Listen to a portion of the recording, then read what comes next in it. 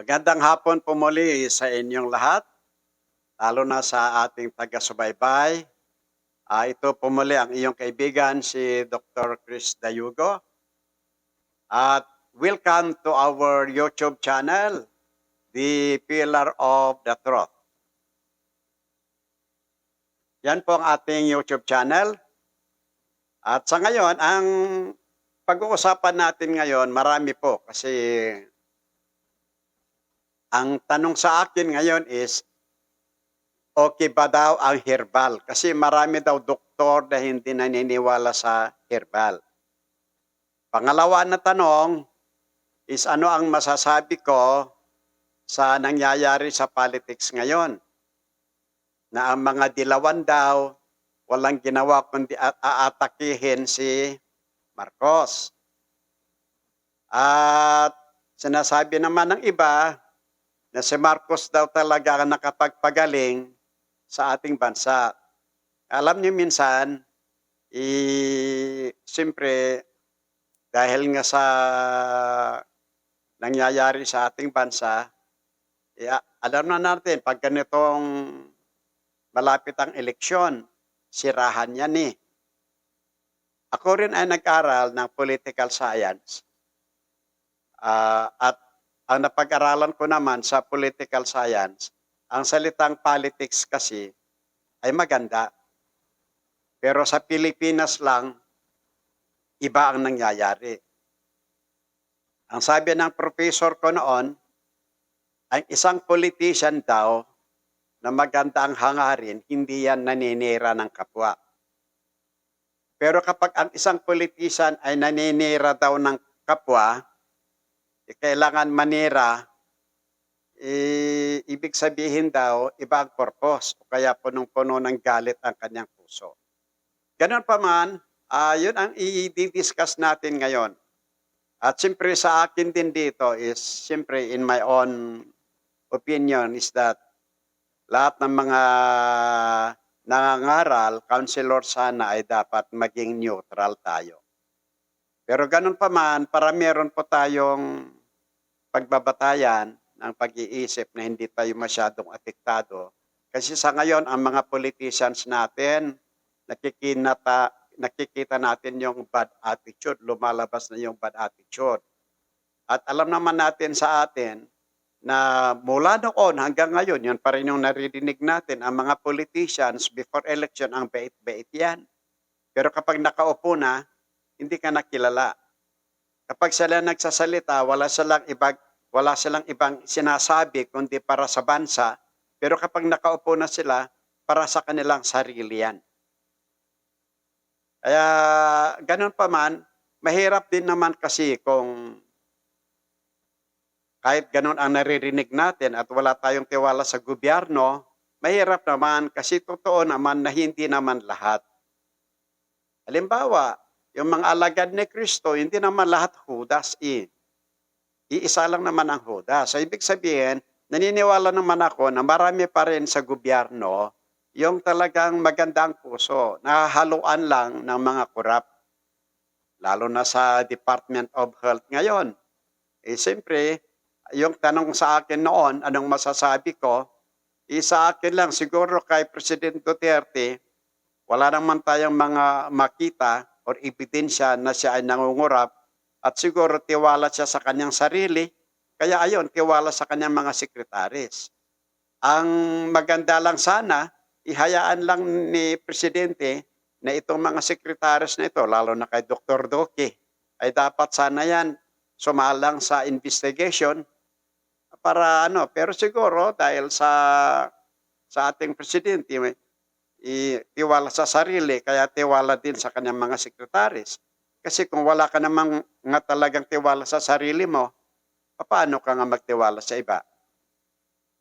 Pero mag-start muna tayo sa salita ng Panginoon. Basahin nga natin dito sa Romans chapter 10 verse 17. So then faith cometh by hearing and hearing by the word of God. Pag tinagalog natin yan, ang paniniwala natin, ang pakikinig natin ay doon na i-establish ang tamang paniniwala. So ngayon, Kung ang pinag-usapan, dalawa dito. Pag pupunta tayo sa theology o kaya theological aspect, kung ang pinag-usapan ay relihiyon at pinag-usapan pananampalataya, ang doktrina, turo, o kaya paniniwala at pananampalataya ay hindi pwedeng galing sa kung sino-sino. Kailangan makinig tayo sa salita ng Diyos. Ang ibig sabihin, ang totoong pananampalataya, ang tamang pananampalataya ay ibabatay natin sa ating narinig sa salita ng Diyos. Actually, maraming relihiyoso ngayon na hindi sila nakinig sa salita ng Diyos, nakinig lang sila sa mga leader nila o kaya sa tradisyon o kaya sa turo ng relihiyon, pero hindi nagbasa ng Biblia yan, hindi nakinig ng salita ng Diyos yan. Kaya natural, kung ano yung paniniwala niya, yun pa rin. Kaya pinakamaganda pa rin kung saan, in other words, pag sa English, right faith will exist only from listening the Word of God. So, ibig sabihin, ang totoong pananampalataya, totoong toro at totoong paniniwala ay ibabatay lamang o kaya manggagaling lamang sa salita ng Panginoon. Hindi pwede doon sa sinasabi natin na ganito daw, huwag ka raw magbabayad ng pera sa gabi kasi mamalasin ka daw. Saan mo kinuha ang paniniwala na yan? Ay papaano na yung eroplano, gabi ang biyahe? Papaano na yung bus na gabi ang biyahe? Papaano yung restaurant na sa gabi kakakain? Kaya hindi po tama yung mga ganon. Kagaya ng paniniwala na bawal daw ang magpicture na tatlo. Kasi wala daw kapariha yung isa. Noon pa bata, naririnig ko ito. Saan natin kinuha yung paniniwala na yan? Ay kung bawal yung wala kang kapariha, di bawal din yung solo. Pagkatapos, halimbawa, nangyari dito, habang yung funeral car, pababa, meron namang truck na nawalan ng preno, binunggo yung funeral car, maraming nadami na namatay. Ang sabi ng matatanda, yung kaluluwa daw ng patay ng damay. Hindi totoo yun. Kapag ikaw ay namatay na, yung kaluluwa mo dalhin sa impyerno o dalhin sa langit, wala siyang kapangyarihan na idadamay ang ibang tao. Hindi po totoo yun. Wala yun sa Biblia kasi. Kagaya yung, hindi naman ito naman ay sa doctrinal ito, pero ang pinag-usapan natin dito katotohanan. Hanggang ngayon, halimbawa, pag namatay ang isang tao, lalagyan mo ng RIP. Ano bang ibig sabihin ng RIP? Rest in peace. Pero ang paniniwala pa rin natin, ang kanyang kaluluwa na sa impyerno, kaya kailangan natin siyang ipanalangin para ang kanyang kaluluwa pupunta sa langit. Iwag mo nang lagyan ng RIP. Ang totoo, pag Biblia ang batayan, nung si Lazaro, sa kwento ng Biblia, nung si Lazaro ay namatay, ang kanyang kaluluwa dinala ng anghel sa langit. Sa Biblia po yon sa Luke 16. Nung namatay yung mayaman, siya naman ay dinala sa impyerno. So, pinapakita ng Biblia na kapag namatay ka, dalawa ang pwede mong puntahan. Kung ikaw ay mananampalataya, punta ka sa langit. Kung ikaw ay hindi mananampalataya, punta ka sa impyerno. At nung si Kristo ay ipinako sa cross, nung isang tulisan, sabi niya, wag mong akong kalilimutan, Jesus, kung ikaw ay nasa langit. Kasi yung isang tulisan, dalawa sila eh. Sabi ng tulisan, hoy, kung Diyos ka, iligtas mo ang sarili mo, iligtas mo kami. Pero kung sabi yung isang kriminal, huwag kang magsalita ng ganyan. Wala siyang kasalanan, tayo ang may kasalanan. Kaya kinausap niya si Kristo at sabi ng kriminal na ito, Panginoon, wag mo akong kalilimutan pagdating mo sa langit. At ang sagot ni Kristo, ang araw na ito, ikaw ay sasama sa akin sa langit. Yung paniniwala na yan ay batay sa salita ng Diyos. Pero yung paniniwala na dadalhin ka sa isang lugar na wala sa Biblia, ang hirap kasi. Kaya mahirap paniwalaan. Kaya ito ang Bibliang ito ang sinasabi, ang totoong pananampalataya or right faith will exist from hearing and hearing the Word of God, by the Word of God, or from listening the Word of God. Kaya ang totoong pananampalataya, bang gagaling doon, hindi galing sa turo ng relihiyon, kailangan galing sa Biblia. Kasi alam naman natin, maraming relihiyon ngayon, may kalukuhan, kung anong ginagawang hanap buhay, ginagawang business.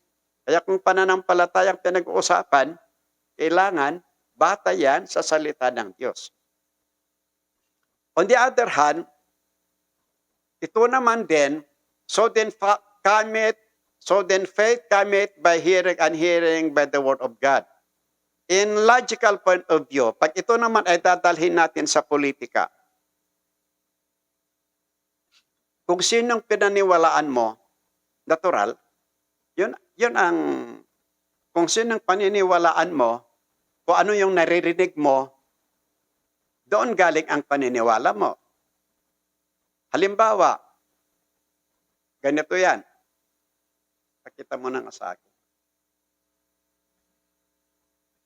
Alert ka kasi. Halimbawa, ganito yan. Ang problems natin ngayon, maraming kabataan, mga estudyante na ginagamit ng mga professors, lalo na ang mga estudyante na galing sa UP at ibang Catholic school. Ito ang problems. Pagdating ng martial law, kaya nga itong mga bata na ito, sila ay nagmamartsa kontra sa gobyerno, sila ay nagmamartsa laban kay Marcos, laban sa martial law, ayon sa kanilang narinig sa kanilang mga professors. Ang problema nga natin, papaano na yung mga professors mo ay panay rebelde, panay makaliwa, panay Kaya yun ang nakakalungkot ngayon, maraming kabataan, lalo na itong mga galing sa UP, galing sa ibang school, na panay anti-Marcos. Dito, mga kapatid, hindi po ako nangangampanya o kaya hindi ako kumakampi kay Marcos o kahit sino man bilang counselor, ako po ay neutral. Pero ang pinag-usapan natin dito, para maiwasan po yung pagkalinlang ng maraming tao.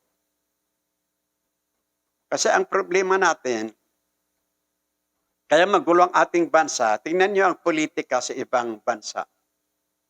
Sa ibang bansa noon, hindi ko matandaan kung sa Europe to, every time na may mananalo, nag-o-offer yan ng reconciliation. Kaya kahit sinong nakaupo, may peace, kapayapaan sa bansa. Ay sa Pilipinas, ang politika natin sa Pilipinas, pag natalo ka ngayon, wala kang ibang gawin kundi siraan yung nakaupo, gumawa ka ng rebellion, para bang gusto mong masira yung gobyerno, para walang tiwala ng tao at ikaw ang maupo. Ngayon, pag ikaw naman yung nakaupo, sa kabila naman, yun din naman ang gagawin. Ay paano tayo magkaroon nga ng kapayapaan kung ganito ang itsura ng ating politika? Kaya nga sabi ko sa inyo noon, sabi ng professor ko noon, ang politician, nagpipresent lang ng platform yan, pinipresent na ang kanyang programa na hindi kailangan manira yan. Pero kapag ang politician wala siyang ginawa kundi manira ng kapwa kandidato, doon mo makikita na ganyan ang puso. Wala siyang pagmamahal. Yun ang problems natin, sirahan.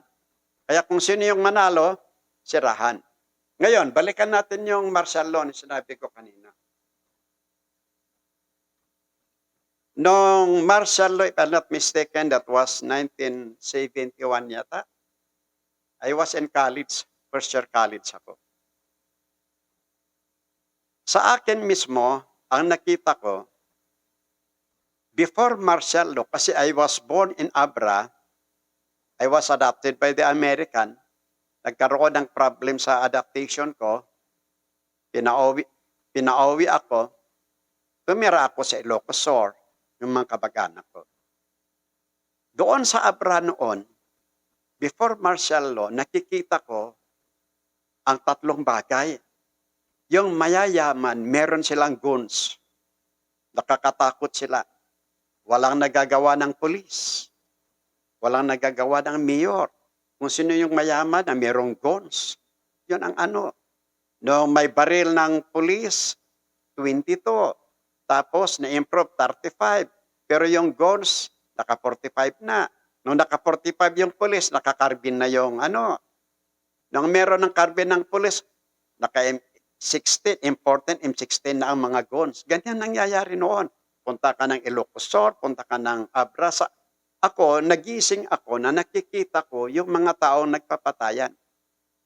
Pag wala kang baril at hindi ka mayaman, pag sinabi ng mayaman, bilhin ko yung ano, lupa mo at ayaw mo, kawawa ka.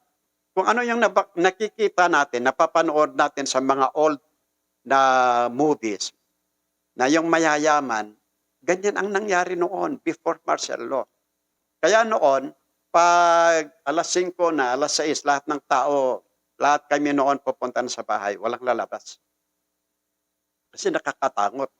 Noon sa Ilocos Sur, yan ang nangyayari. Sa Abra naman, parang baboy ang tao. Kaya, kahit sa, una, yun yung sa Abra at Ilocos Sur, yun ang nakita ko. Una, may mga guns. Pangalawa, ang judge, walang nagagawa. Natatakot mag-judge. Kaya kung walang justice, kung sino yung may pera, siyang nananalo. At pangatlo na nakikita ko noon, that was before martial law, ang daming barka-barkada ng tao. Kaya nga, yun nga yung sinasabi ko noon na kung hindi ka mayaman, wala. Pag meron maraming guns, kagaya na si Ilocos Sur noon, ang kinakatakutan noon, Crisologo. Walang magagawa. Kaya nung naupo na si President Marcos, at noon pa, maraming nare-rape noon, marami akong matandaan na na-rape, walang kaya, hindi makapagigante, merong pinapatay na lang. Grabe ang nakawan noon. Walang kinakatakutan. Yan po yung, God knows, yun talaga ang buhay before martial law. President Marcos nga, wala rin siyang magagawa noon. Kaya, nung, to make the story short, nung na-declare ni Marcos ang martial law, ang unang ginawa niya, ang unang order na ginawa niya, lahat ng taong sibilyan ay hindi pwede humawak ng baril. So doon lang guminhawa, doon lang tayo nagkaroon ng ano. Doon ko lang nakita yung nagkaroon ng kapayapaan. Well, during martial law, ang nakakatakot lang mga sundalo na abuso. Pero ang ibig kong sabihin dito, sa katotohanan, maraming pinatay na inosente before martial law. Mas maraming pinatay ng mga kriminal, mga guns, before martial law. Noong martial law, ang mga pinatay lang ay yung mga rebelde, mga NPA na lumalaban sa gobyerno at yung mga masasamang tao din. Kung meron mang nag-abuso before martial law, wala namang perfect na gobyerno sa mundo eh. Noong martial law, may mga sundalo talaga na abuso. Pero, at least hindi kagaya noong before martial law. Kahit sino pwedeng pumatay basta may baril ka. Ako pa nga, mga grade 6 na ako noon, humahawak ako ng baril kasi yung uncle ko na army noon, inihiram ko. Yan ang buhay noon. Kaya siyempre, during martial law, marami nag-oppose. Pero sa akin mismo, ang nakita ko, mas payapa.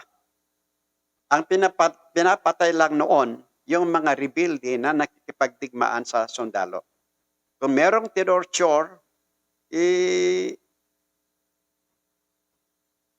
kung merong tinorture, yun mga abusong sundalo ang mga ito. Pero yun nga, ang ibig kong sabihin, mas maraming tinorture at pinatay before martial law. Hindi naman natin sasabihin na walang patayon ng martial law, pero kami noon, mas safe na kami noon. Kasi pag merong magnakaw noon, pag merong pumatan ng kapwa noon, sandali lang, ikukulong ka agad. Yun pang nangyari noon. So, siyempre, yun ang aking nakita na katotohanan. Ang problema ngayon, ang mga estudyante ngayon na hindi nakita, halimbawa kami na nakakita mismo, hindi ako nagiging rebelde, hindi ako nag-uupo sa martial law kasi nakita ko, napatunayan ko. Ay bakit yung mga estudyante ngayon na mga bata pa, mga high school, mga college na hindi nakita, ay bakit sila nagmamarcha? Bakit? Ang kanilang paniniwala ay nanggagaling sa mga false teachers. Akit pa nga sa Biblia, may false teachers eh. May false prophet, may false teacher din. Tignan nga natin.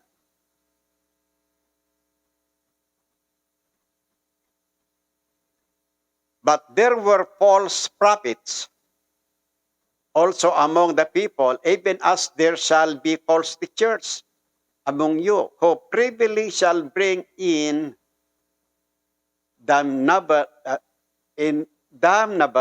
heresies, even denying the Lord that both them and bring upon themselves swift destruction.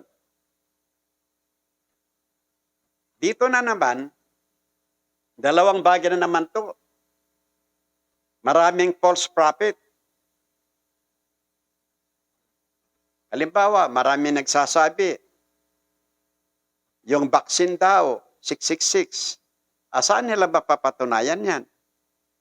Siya daw kinausap ng Panginoon, narinig daw nila ang Panginoon na nagsabi, vaccine is 666. At yung iba pa, sinasabi na panaginipan daw nila. Kaya ngayon, maraming ayaw magpabaksin dahil nga sa false pictures, false prophet. Wala namang ebidensya doon. Ngayon, meron din tayong sinasabing false, tama, yung sinasabi natin na false prophet, kagaya ni Kibuloy. Sana kung may time sana ako, hindi ko ni-save. Yung sabi niya, ang Diyos daw, kinuha na niya ang pangalan ni Kibuloy. At yung pangalan daw ng Diyos, siya ang binigay kay Kibuloy. Nasa video yan. I-search po ninyo. I-search ninyo sa internet, sabihin nyo, Kibuloy claim for his new name. Lalabas yan. Binigay sa akin ng Ama ang kanyang pangalan. At ang pangalan ko, ginawa ng Diyos na pangalan niya.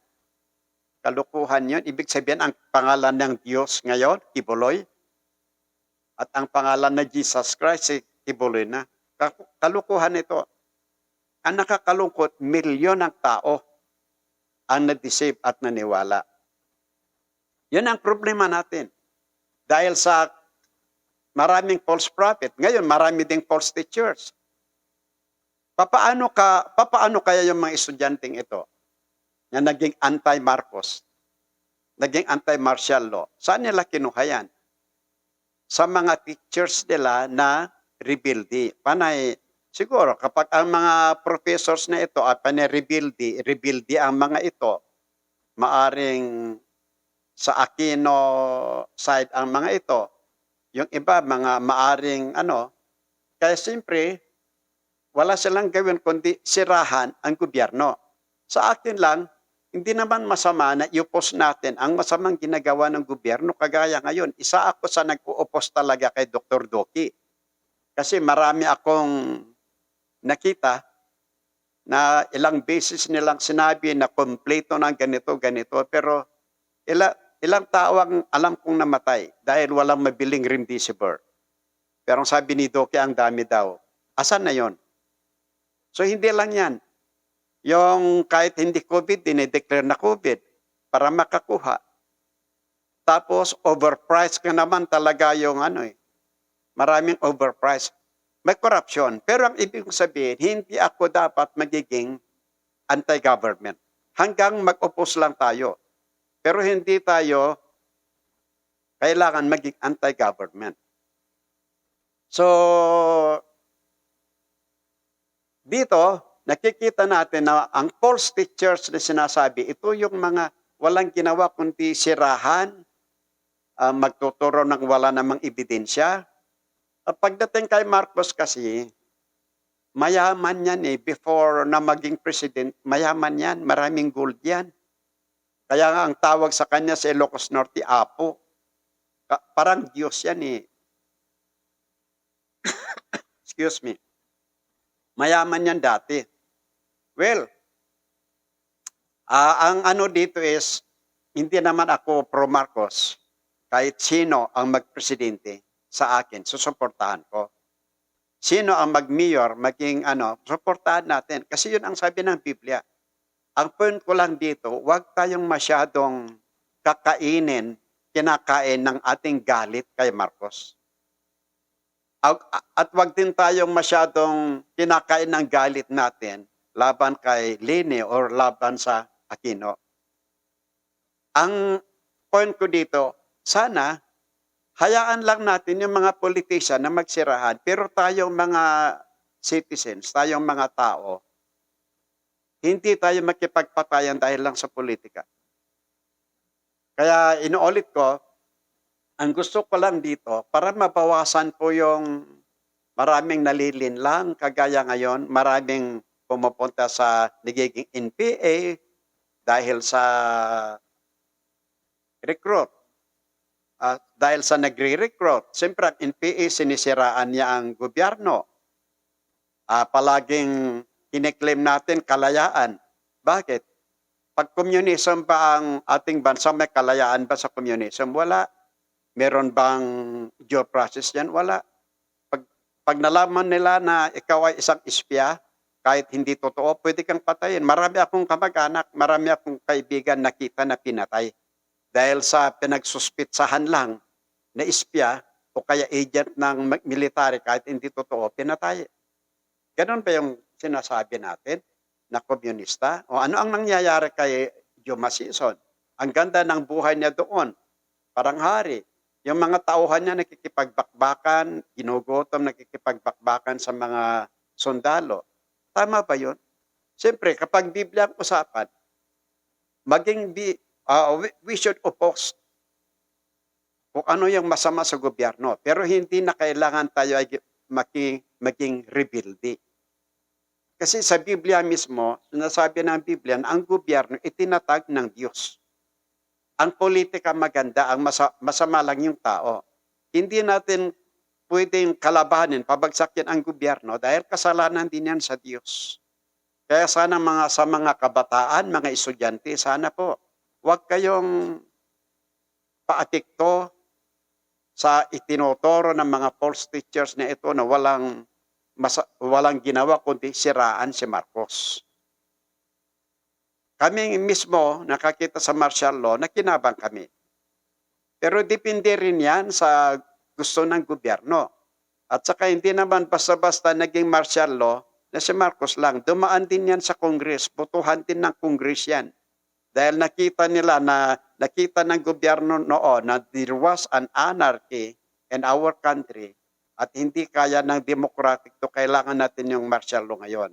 Yun ang dahilan. Dahil sa mga rebelde, dahil sa mga komunista, yun ang dahilan na nagkaroon ng martial law. At kung may namatay sa martial law, mas maraming namatay before martial law.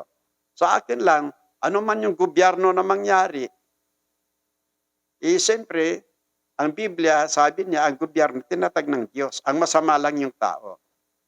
Kaya ito ay para lamang makatulong tayo sa mga kabataan na huwag nating masyadong i-focus ang ating atensyon sa political rivalry. Mag-aral na lang tayo. Alam niyo ang pinakamaganda kapag ang mga kabataan ay natuto na magalit, umalis sa kanilang pamilya, kagaya yung nangyari noon. Mga estudyante na inaasahan ng pamilya na makatulong sa kanila. Sagot pa naman yung isa na narinig natin sa television, kayo, ang aming nanay, galing kami sa inyo, pero hindi niyo kami pag-aari. Saan nakuha yung Saan nakuha yung ganong pananampalataya? Galing yan sa turo ng mga rebelde. Alam po nyo, pag meron tayong good family, meron din tayong good society. Ang peace, real peace starts within or starts from the family. Kaya ang mga estudyanteng ito, sana naman, wag natin silang idamay. Turuan natin silang mag-aral na mapayapa. Pag sila ay graduate at may trabaho na, at doon na lang sila dapat sumasali sa mga rally, sumasali sa mga ganon. Kasi yung pagmamahal sa family, ang isa sa pinaka-importante lalo sa Diyos. God established the family. And God doesn't like a broken family. Dahil lang sa politika. Kaya sana po, sa lahat ng nakikinig, lalo na sa mga estudyante, sana po, huwag kayong palinlang. Kasi sinasabi rin naman ng Biblia na darating yung araw na may mga deceiver. Kaya siyempre, ang mga estudyante nagpunta sa school para sa magandang kinabukasan. Pero kung naging rebelde na yan, wala. Wala akong makikita na magandang kinabukasan ang rebellion. Kasi imposible na kung maging rebelde ka, imposible mapabagsak natin ang gobyerno. Walang mapapala dyan. Imposible. Imposible na ang mga rebelde, pwede nilang pabagsakin ang gobyerno at sila na ang mamumuno. Hindi mangyayari yan. Ang ginawa lang natin, nakipaglaban lang tayo, naging rebelde tayo, nagbigay lang tayo ng gulo, sinira natin ang ating kinabukasan, sinira natin ang ating buhay. Mas maganda na lang mag-aral tayo, huwag tayong sasawsaw sa mga ganong klaseng buhay, mag-aral tayo, magtrabaho. Hindi naman masama na i-oppose natin ang gobyerno sa masamang ginagawa. Ngunit, hindi na kailangan maging rebelde tayo. At yung paniniwala kay Marcos, pag hindi nyo nakita, hindi kayo basta-basta maniniwala sa mga professors ninyo. Nakaraan na yon. Kung ano man yung nangyari, kalimutan. Sabi nga ni Jose Rizal, youth, or the young people are the future of our country. Pero anong nangyayari ngayon? May addict, may criminal, may natutong magnakaw, maging rebellious. Anong nangyayari ngayon? Kaya para sa mga kabataan, mag-aral lang kayo. Huwag sumasaw-saw sa politikang ito. At hindi rin pwede na ipagpalit natin ang ating family sa politika. At pagdating naman sa salita ng Panginoon, ang sabi ng Biblia, yung iba, I should say, gagamitin nila ang pangalan ni Kristo. Pero huwag kayong maniwala. Iisa lang ang Kristo. And Jesus answered and said unto them, take heed that no man deceive you. For many shall come in my name, saying, I am Christ. Iisa lang ang Kristo. Sino yung Kristo? Yun yung pumunta dito sa lupa. Siya ay namatay, nabuhay muli. Siya ay nasa paraiso ngayon, nasa langit ngayon. Siya ay babalik upang kukunin ang mga mananampalataya. Siya ay babalik. Wala pa sa atin. Hindi yung babalik para sasapi kay Kibuloy. Hindi yung babalik para sasapi sa sino mang tao. Hindi po. Babalik siya mismo. At ang sabi ng Biblia, makikita natin siya sa alapaap. Doon natin siya sasalubungin. Kaya huwag tayong maniwala sa mga nagsasabing sila ang Kristo.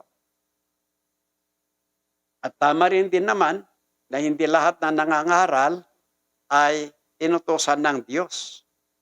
Dahil sa Jeremiah 14:14, tingnan nga natin, sa Jeremiah 14:14, ang sabi rito, then the Lord said unto me, the prophet prophesy lies in my name. I sent them not, neither have I commanded them, neither spake unto them. They prophesy unto you a false vision, and divination, and a thing of not and the deceit of their hearts. Tingnan nyo, hindi lahat ng mga nangangaral ng salita ng Diyos ay inutusan ng Diyos. Ang purpose ng mga ito, maaaring sila ginagamit ng dyablo. Pangalawa, ang purpose ng mga ito, magiging mayaman, ginagawang hanap buhay. Hindi nyo ba alam? Marami nangangaral sa television ngayon na dollar millionaire. Si Kibuloy, millionaire din yan. Marami ring churches ngayon na ang gaganda ng kapilya nila. Kasi, pati boto nila, ibinibinta.